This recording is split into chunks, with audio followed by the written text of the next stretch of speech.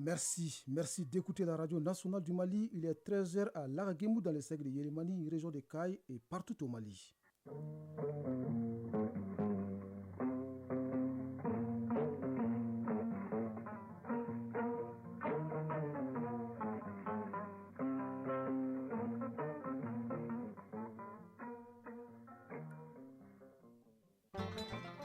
Au micro, Brahma Traoré, les titres. Plus d'emplois pour la jeunesse malienne et de main-d'œuvre qualifiée. Le gouvernement, le CNPM et les PTF s'engagent dans un partenariat tripartite. Ce n'est plus une pratique réservée uniquement aux femmes lors des cérémonies de mariage. Le port de l'uniforme dont il s'agit se met désormais aux masculins. Une unité vestimentaire qui n'a pas que des avantages, c'est le grand format de cette édition. Le réalisateur malien Souleymane Cissé honoré hier au Festival de Cannes. Il a reçu le carrosse d'or qui récompense sa carrière inédite, son audace et ses œuvres authentiquement africaines. Sport football, CAN de moins de 17 ans, le Mali joue cet après-midi contre le Burkina Faso pour la 3e place. Inter Milan, Manchester City, c'est l'affiche de la finale de la Ligue des champions d'Europe. La synthèse de l'actualité sportive à suivre en fin d'édition. C'est tout pour les titres. Mesdames et messieurs, bonjour et bienvenue dans cette deuxième édition de Mali Actualité. Comment renforcer la participation des jeunes des régions du Mali au processus politique et démocratique? L'Institut républicain international tente d'y apporter une réponse. Il lance à Bamako un nouveau projet qui vise à lever les obstacles qui entravent la pleine participation de la jeunesse à la vie publique et politique. Le témoin de l'événement est notre reporter Fademba Keïta. Le projet renforcement de la participation des jeunes des régions au processus politique et démocratique du Mali, ainsi lancé, invite l'inclusion des jeunes dans les différents processus décisionnels, politiques, socio-économiques du pays. Les acteurs de l'Institut républicain international IRI et partenaires mettront ensuite quelques jours à profit pour l'exécution efficiente de ce qu'ils appellent l'idéal temps ou compétition d'idées initiatives. Cet espace de cadrage et de conceptualisation a pour but d'élaborer des documents d'orientation pour la collecte des données, de développer des guides d'entretien, d'identifier les 8 régions cibles de l'étude. Léandre Banon, gestionnaire des programmes à l'IRI, Institut républicain international. Ce nouveau projet est centré sur la jeunesse. C'est un projet d'étude qualitative sur les perspectives des jeunes des régions, sur les obstacles à leur participation au processus politique et à la cohésion sociale au Mali. Ce projet qui dure 18 mois tentera de briser les barrières et de relever les défis qui entravent la pleine participation des jeunes au processus politique et démographique du Mali. Ibrahim Ikassa Maïga, ministre de la refondation de l'État chargé des relations avec les institutions. Cette initiative est donc complémentaire des actions de refondation en cours au Mali, dans le sens où elle donne les moyens pour les jeunes des régions de s'engager dans la vie politique, démocratique et dans le processus de renouveau de notre pays. Sont appelés à échanger sur la méthode d'exécution du projet les représentants de l'État, les ministères sectoriels, les organisations de la société civile, les organisations non gouvernementales internationales et consultants en recherche sur la gouvernance et participation citoyenne. Oui, Fadema Keïta, nous restons avec la jeunesse qui constitue le fer de lance d'une nation. Une jeunesse productive, bien sûr. Voilà l'une des préoccupations des pouvoirs publics. Préoccupation d'ailleurs partagée par les secteurs privés et les partenaires techniques et financiers. Les trois parties se donnent la main pour créer un environnement favorable à la création d'emplois pour la jeunesse et à la formation de main-d'œuvre qualifiée. C'est la principale conclusion issue d'un atelier à Bamako. Les explications de Batraoré. Après 3 jours d'échanges sur les thématiques comme l'adéquation, formation, emploi, le renforcement du partenariat public et privé et le financement de l'emploi et la formation professionnelle, les participants ont formulé d'importantes recommandations. Diko Fatoumata Abdurrahman, conseillère technique au ministère de l'Entrepreneuriat national, de l'emploi et de la formation professionnelle. L'implication forte du secteur privé dans le développement des compétences. Nous ne formons pas pour le chômage. Donc, à travers l'implication du secteur privé, nous devons connaître leurs besoins et former en conséquence. Il y a aussi l'emploi qui est fortement taxé. Les employeurs nous parlent de 35% de l'ITS sur l'emploi. Donc, quand l'emploi est fortement taxé, ça ne permet pas au secteur privé de recruter beaucoup. Pour le président du Conseil national du patronat et le ministre en charge de l'emploi et de la formation professionnelle, ces recommandations constituent déjà une base de données pour le développement du secteur. Moussadek Bali, président du Conseil national du patronat du Mali. Je reste convaincu que les différentes recommandations et propositions qui ont émergé de nos travaux seront utiles pour améliorer notre collaboration actuelle et renforcer le partenariat entre votre département et le CNPL. Bakary Doumbia, ministre de l'Entrepreneuriat national, de l'Emploi et de la formation professionnelle. Nous sommes arrivés à créer l'étincelle, à créer la dynamique. Ce que nous devons faire, c'est de faire en sorte que les recommandations et les résolutions qui viennent d'être présentées soient opérationnelles. Au sortir de cette rencontre, c'est un partenariat tripartite qui voit le jour entre le ministère en charge de l'emploi, le patronat et les partenaires techniques et financiers.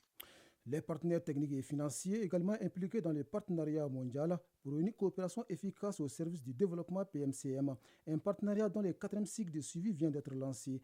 Le but est de renforcer la coordination entre le Mali et ses partenaires autour des objectifs de développement, de gouvernance économique et de promotion du genre. On en sait plus avec Jules Sambou-Sissoko. La rencontre a pour objectif de contribuer à une implication des acteurs concernés au niveau national dans la mise en œuvre et le suivi du partenariat mondial pour le développement durable du Mali.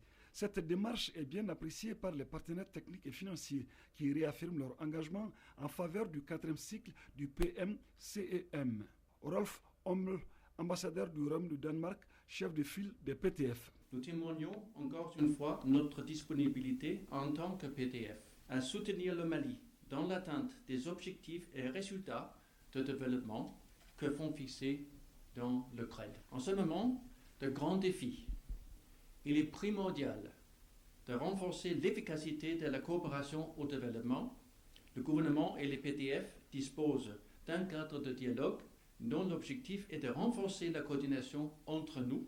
Les participants vont porter la réflexion sur les performances des politiques publiques en matière de coopération et les actions prioritaires de développement du Mali. Abdoulaye Traoré, secrétaire général du ministère de l'économie et des finances. L'organisation de cet atelier démontre la volonté des plus hautes autorités de fédérer les efforts de toutes les parties prenantes pour la réussite de cet exercice. C'est le lieu d'inviter la presse également à s'approprier largement le processus PMCED afin d'informer les populations maliennes de façon impartiale pour une adhésion profonde de tous les acteurs. Cet exercice regroupe des représentants de plusieurs entités de l'État, des collectivités territoriales, de la société civile, du secteur privé et des ONG.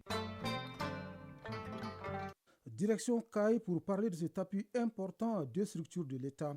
L'hôpital régional Fousseni-Ndao et la direction régionale des eaux et forêts reçoivent des matériels et d'équipements offerts par la société de gestion de l'énergie de Manantali Sogem d'une valeur de 150 millions de francs CFA. Le don va contribuer à renforcer les capacités d'intervention des structures bénéficiaires en ligne de la cité de Raya, Kabadjara.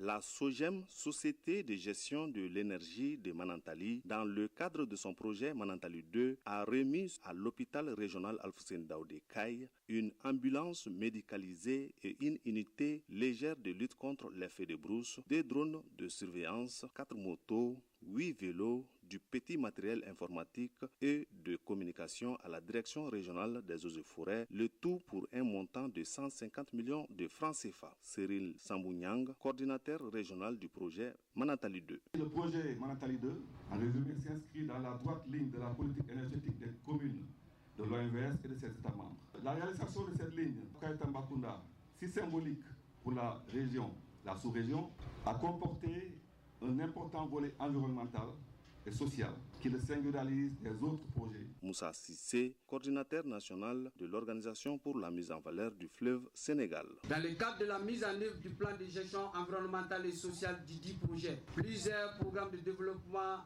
et d'appui aux populations ont été conçus et mis en œuvre. Sur le plan environnemental, les aspects de reboisement, surtout des reboisements compensatoires au Mali, ont été réalisés à 100%. Les projets des programmes de bonification du projet, notamment l'autonomisation des femmes et appui au développement local, sont aujourd'hui achevés. Le chef de l'exécutif n'a pas manqué de saluer l'OMVS pour son assistance à la population. Colonel Moussa Soumaré, gouverneur de la région des Cailles. Je voudrais féliciter l'OMVS en plus de ses objectifs, notamment la production d'électricité et aussi la navigation, vient en appui à la population dans le cadre du développement, dans le cadre de la lutte contre la pauvreté. Notons que les équipements et matériels acquis permettront de renforcer les capacités des structures bénéficiaires. Kai, Kabadjara, Isaka Cham pour l'ORTM. Sur la scène internationale, le Fonds monétaire international a approuvé hier un programme de prêt de 3 milliards de dollars sur 3 ans pour le Ghana. Dans l'immédiat, le pays recevra une première tranche de 600 millions de dollars. Ce geste du FMI pourrait aider à mobiliser des financements extérieurs supplémentaires. C'est l'aboutissement des négociations entamées en décembre. À l'époque, le Ghana avait déclaré un défaut de paiement et l'inflation dépasse aujourd'hui les 40% dans le pays. Au Zimbabwe, la Banque africaine de développement dit travailler avec le gouvernement pour accélérer la mobilisation de 3,5 milliards de dollars, une indemnisation actée dans un accord conclu en 2020 entre le président Mnangagwa et les fermiers blancs. Ils sont près de 4 000 à avoir été expropriés de leurs terres au début des années 2000 lors des réformes agraires, réformes lancées par l'ancien président Robert Mugabe qui voulait inverser un déséquilibre historique. En RDC, l'audit externe du fichier électoral se poursuit. Au départ, il était confié à l'Organisation internationale de la francophonie, OIF. Finalement, c'est un groupe de 5 experts, dont 3 Congolais et malawite et une Sud-Africaine qui l'effectuera. La mission a débuté ses travaux le 15 mai dernier, qui s'achèvera le samedi prochain. Les experts rencontrent différentes personnalités et auditent un fichier de 49 millions d'électeurs. Au Tchad, une nouvelle attaque terroriste a fait hier entre 11 et 20 morts selon les sources. Elle se produit au moment où l'armée tchadienne est engagée dans une opération militaire conjointe en Centrafrique qui a pris fin hier. Le but était d'empêcher l'installation des bases des groupes rebelles dans le nord de la Centrafrique.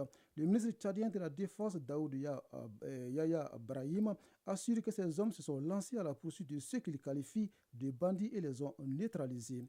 Au Nigeria, des affrontements entre bergers et agriculteurs dans le centre du pays ont fait mardi plus de 30 morts. Le même jour, dans le sud-est, des hommes armés ont attaqué un convoi américain. 4 personnes non américaines y ont perdu la vie et 3 autres ont été enlevées. Enfin, en France, le Festival de Cannes s'est ouvert hier avec la distinction du réalisateur malien Souleymane Sissi. Il a reçu les Carrosses d'or. Ce prix salue sa carrière inédite, son cinéma audacieux et authentiquement africain.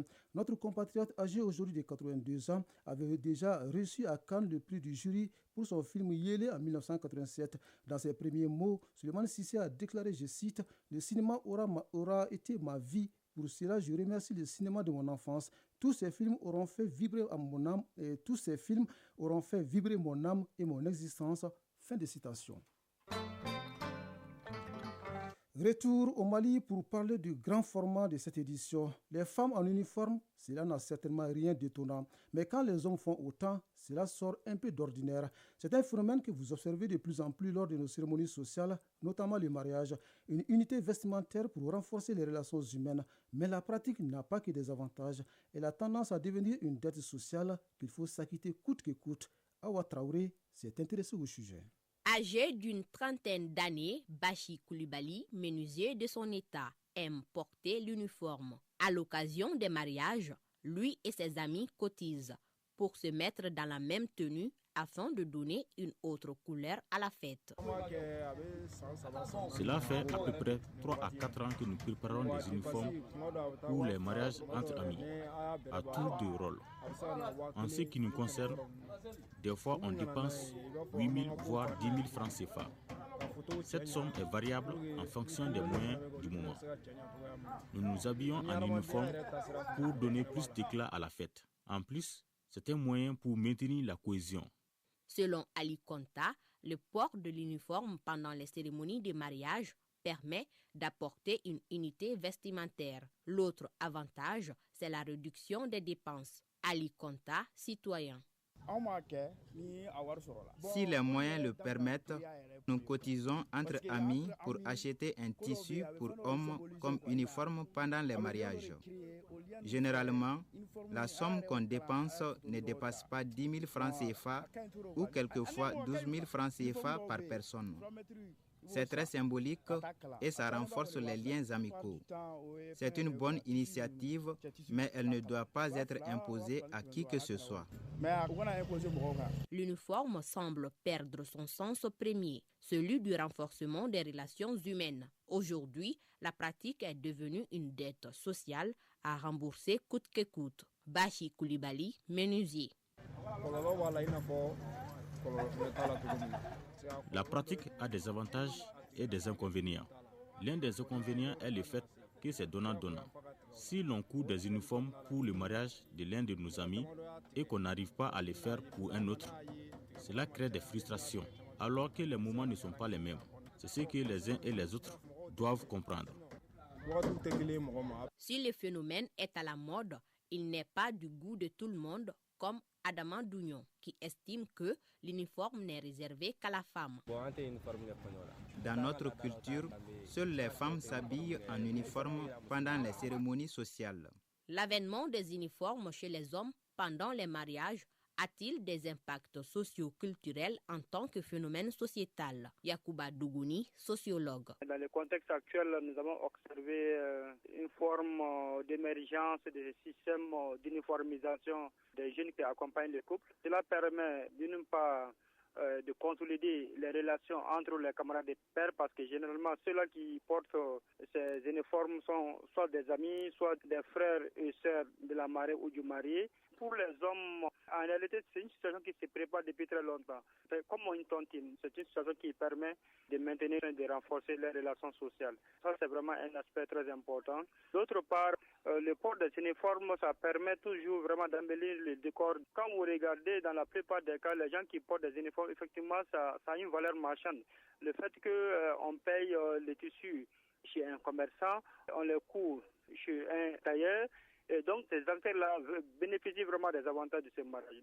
Du coup, on peut dire que le port des uniformes a non seulement une valeur sociale, ça a une valeur culturelle et une valeur économique. Mais on ne peut pas exclure aussi qu'il y a des impacts négatifs par ça, parce que souvent, on peut être amené aussi à s'endetter pour se procurer. On peut aussi pousser soit la mariée ou les mariés à multiplier ses dépenses. Parce que ceux-là qui n'ont pas les moyens, par exemple, pour porter ses habits ou pour les payer, ils sont obligés vraiment de recourir aux mariés pour s'en procurer. Le port de l'uniforme dans les cérémonies de mariage, en particulier chez les hommes, n'est pas une mauvaise chose en soi. Toutefois, si pour certains c'est un moyen d'instaurer la cohésion et renforcer les relations humaines, pour d'autres, c'est plutôt un facteur de conflit et de fracture sociale. Entre plaisir et obligation, les avis restent tout de même partagés.